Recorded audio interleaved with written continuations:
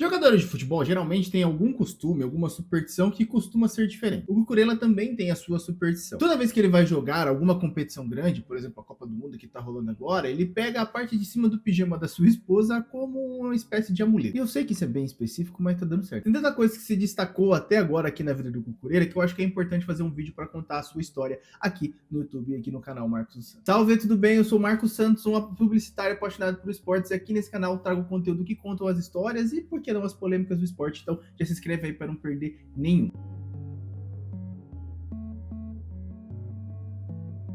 Marek Cucurella Saceta, filho de Oscar Cucurella e Patrícia Saceta, nasceu em Aleia, ou Aleia, no dia 22 de julho de 1998. Como que se sabe sobre a vida do Cucurella? Muita gente diz que ele teve um amor muito grande com, dos seus pais ali, de toda a sua família mais próxima, e também sabe que eles incentivaram muito para que ele chegasse a ser o jogador de futebol que ele é hoje, para que ele fosse esse jogador que ele é hoje. Tanto que os pais deles decidiram levar o menino para as categorias de base do Barcelona, né, em 2006, quando ele tinha apenas 8 anos. Tem uma pequena curiosidade sobre a mãe do Cucurella que é importante citar aqui para que você entenda por que ele tem o cabelo grande hoje. Mesmo sendo um motivo simples, a mãe dele queria diferenciar ele dos outros meninos enquanto ele estava na base, porque todo mundo tinha o cabelo mais ou menos cortado igual. Ela falou: filho, deixa o cabelo crescer para que você seja uma pessoa única, para que você seja diferente dos outros meninos da base. E aí ele gostou da ideia e tem o cabelo grande até hoje. Ele é até patrocinado pela Garnier. Acho importante falar isso, porque que ele também deixa o cabelo grande. E é importante dizer isso daqui porque teve um Chelsea Tottenham que o zagueiro Romero, que, né,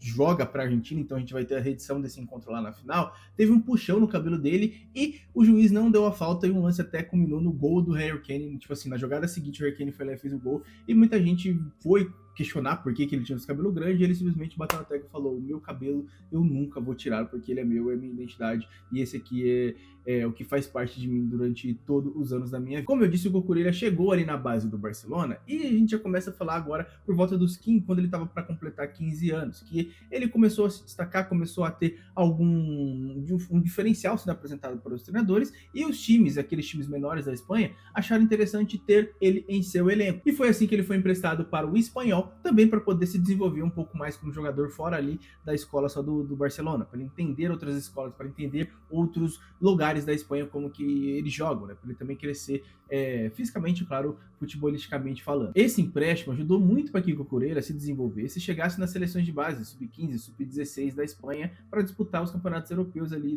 dessa idade. Isso ajudou tanto que ele foi repatriado para o Barcelona ali no comecinho de 2016 para poder compor ali a lateral esquerda. O Jordi Alba já estava naquele período de transição entre os seus 28, 35 anos, que é o que a gente fala que é aquele período para um lateral que é crucial, que o lateral ali ou ele vira meia ou ele vai jogar para times menores. Então o Cucurella foi repatriado ali para poder compor esse time de laterais ali do Barcelona. E o Jordi Alba ele também ajudou bastante para que o Cucurella também fosse emprestado pelo Barcelona. Mesmo ali ele jogando, ele fez apenas um jogo pelo time principal, mas mesmo ele ali treinando, o Barcelona ainda sentiu que o Jordi Alba tinha mais lenha para queimar, vamos dizer assim, e decidiu emprestar o menino para outro time também. Aí você deve estar se perguntando agora: Marcos, qual o time que ele foi emprestado? Para o Eibar. Pois é, o Eibar é um time muito pequeno na Espanha, mas de novo, fez tudo ali para que o menino pudesse se desenvolver e ajudou também para que ele se tornasse o jogador aquele jogador que a gente conhece hoje. Uma curiosidade desse tempo que ele passou pelo Eibar é que um atacante, Charles, que tem mais de 50 gols em 200 jogos ali disputados pelo Eibar, disse que desde quando ele chegou, muita gente já se apaixonou pelo menino justamente por ele ser uma pessoa maravilhosa. Acho até interessante aqui abrir aspas para que o Charles falou na época: nos apaixonamos por ele desde o primeiro momento. Ele tem algo que conquista as pessoas, não apenas pelo futebol, mas também fora de campo.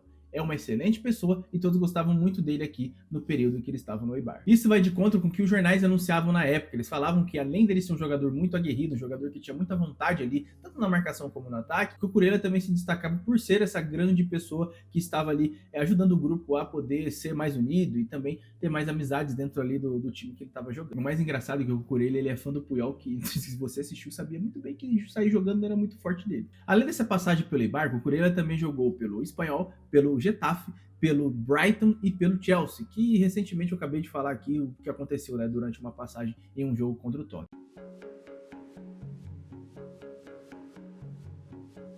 Como eu falei para você, o Barcelona resolveu emprestar ali o Cucurella para o Eibar, mas depois de um tempo ele teve uma proposta do Getafe pelo Cucurella e o Barcelona decidiu vender ele para o Getafe porque na época o Barcelona achou que ele seria um bom jogador, mas não seria o jogador que ele se tornou. Depois de ser vendido e atuar ali muito bem pelo Getafe, também já ser um dos grandes nomes ali da seleção espanhola na categoria de base, o Cucurella foi vendido ali para o Brighton, que eu já citei aqui, por 18 milhões de euros. Com boas atuações, que tipo assim, não compensa ficar falando muito sobre o individual do Cucurella nesse vídeo, mas com boas atuações que ele fez pelo Brighton, City e Chelsea estavam disputando ali quem iria ficar com o lateral esquerdo espanhol. Só que tem uma grande diferença aqui. Aqui o City não sabia, por exemplo, que o Chelsea tinha tanto esse interesse em levar o menino e acabou levando o nosso famigerado chapéu, que nem a gente fala aqui no Brasil. O City do Guardiola tinha acabado de enviar ali o Zinchenko, que era um bom lateral ali também, o lateral ucraniano, para o Arsenal, e o Guardiola queria um lateral que soubesse sair jogando e também que tivesse características defensivas que fossem satisfatórias para o time. Só que o Cucurella e seu staff preferiram o Chelsea e a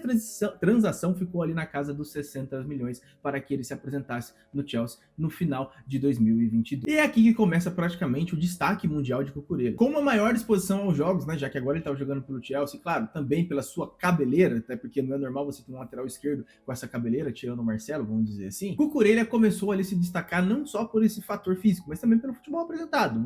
Uma boa saída de bola, uma boa marcação e muito chato para poder marcar. O cara parece argentino.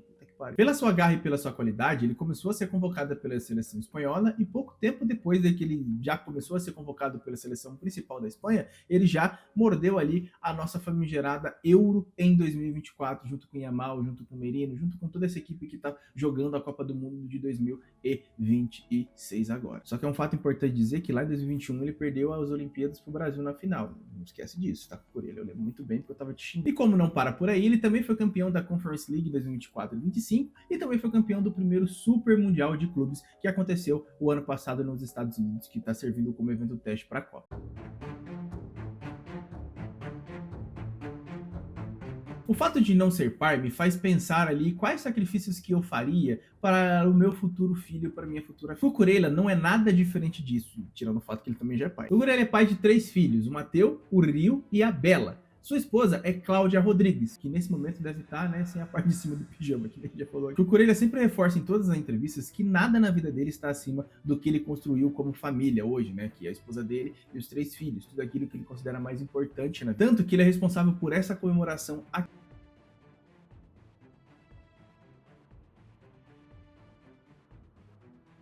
E ao ser perguntado por que ele comemora assim, ele deu essa seguinte resposta. Vou abrir aspas para ele aqui de novo, tá? Vi na internet que os pinguins escolhem um parceiro e uma família para a vida toda e permanecem juntos para sempre. Por isso, quero lembrar da minha família que sempre me apoia nos melhores e nos piores momentos. Essa comemoração é para ele. E é por isso que ele comemora feito um pinguim, para simbolizar tudo isso de uma maneira bem clara para o mundo. Para quem não sabe, seu filho mais velho foi diagnosticado com autismo e isso é uma coisa que deixa ele em uma situação muito complicada. Tão complicada que fez ele olhar para a vida com um olhar diferente. O jogador revelou que nas fotos do colégio, ele e sua mulher perceberam que o seu filho, por exemplo, mais velho, era uma criança muito tímida, que estava sempre sozinho no canto. Tanto que eu vou até abrir aspas para ele aqui de novo, numa fala que ele teve para explicar, né, o que ele sente, qual é um dos sentimentos que ele tem. À medida que ele foi crescendo, percebemos que ele não falava, que não balbuciava muito, e essa fase foi provavelmente a mais difícil. Ver meu filho sofrer, acredito que seja uma das coisas mais duras que existem hoje na minha vida. Só para você ter noção, isso é tão duro para ele que ele já chegou a declarar algumas vezes que ele não sabe como que ele pode ajudar o filho em determinadas situações. Olha que pesado que é isso. E ele continua falando sobre esse momento. Estou muito feliz que com o alcance que temos, isso ganhe repercussão e sirva para ajudar mais famílias. Sejam abertas mais escolas ou mais centros de ajuda e apoio. Para mim, isso serviu para dar valor e priorizar as coisas que realmente são importantes. E muito do que ele dá de depoimento é porque na escola que o filho dele estava na época, ele não tinha esse apoio, ele não tinha ali uma assistência do colégio para poder conduzir ali o caso do filho dele no colégio e também para poder ensinar como que ele poderia ali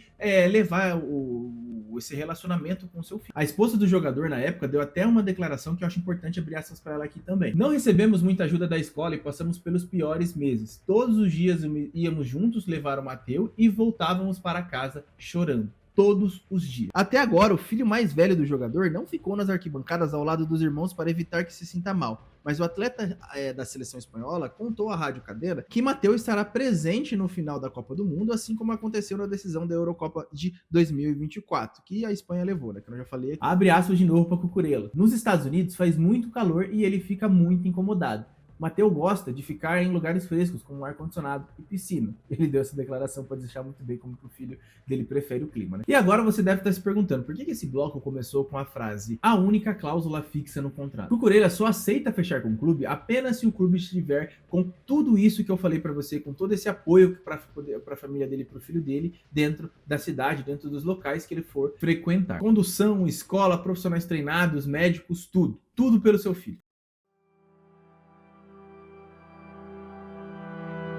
O velho conhecido está de volta ao Real Madrid. O velho conhecido não é o Cucurella, tá? José Mourinho foi recontratado para a equipe merengue nesse mês e, como sempre ele faz, indicou diversos nomes para que o Florentino Pérez contratasse. O Mourinho gosta de criar grandes containers ali para poder bater de frente com o Barcelona. Ele não quer perder para o Barcelona. Você reparou, ele odeia o Barcelona. E claro, ele pediu ali o lateral esquerdo para que fizesse parte do esquadrão dele para a temporada 26-27. O contrato lateral vai até dia 20 de junho de 2032. Para muita gente isso pode ser uma concorrência não tão justa, mas o Atlético de Madrid queria levar o lateral para compor seu time também, para compor seu elenco para 2027 e 26 e 27, mas ele decidiu ir para o Real Madrid, totalmente oposto de onde ele nasceu, né? Ele nasceu ali, onde ele nasceu pro futebol, né?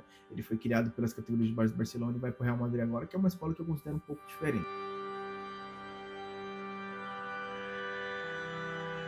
Como eu estou gravando esse vídeo aqui antes do final da Copa do Mundo de 2026, eu queria pedir para que você contasse aqui nos comentários como foi ali a final da Copa do Mundo, como que o Cucurella se saiu, como que ele jogou, como foi para você ter essa experiência, para que esse novo capítulo da vida do Cucurella possa ser contado ali por pessoas que viram a sua atuação na final da Copa do Mundo de 2026, beleza? Então deixa aqui nos comentários como foi ali a final da Copa do Mundo e como que o Cucurella jogou também. Claro, conta se ele foi campeão ou não, né? Porque aí fica muito legal também ali para tudo. E essa é a origem e a história de Marc Cucurella. Deixa aqui nos comentários o que você conhecia e o que você não conhecia sobre o espanhol. Se você gostou desse vídeo, primeiramente eu peço para que se inscreva no canal para não perder nenhum outro vídeo sobre as origens e histórias de jogadores e esportistas aqui do mundo. Peço também para que você deixe um like aqui para que eu saiba que esse conteúdo ficou bom e, claro, para que eu faça mais conteúdos assim também. Peço também para que você assista as duas primeiras origens que eu contei aqui no canal, que é a do Neymar e do Maicon Olise, que tá aparecendo uma em cada canto aqui, para que você continue dando sequência e conhecer mais um pouco sobre a vida